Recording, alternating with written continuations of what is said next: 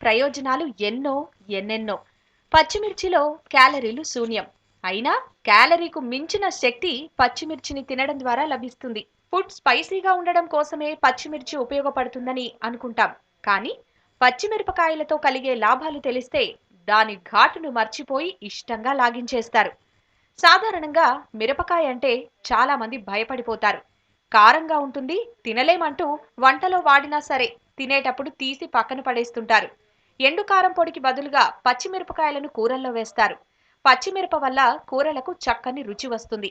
కొంతమంది పచ్చిమిరపకాయలను అలాగే డైరెక్ట్గా కూడా తింటారు. కొందరు మజ్జిగలో వీటిని ఆరగిస్తారు.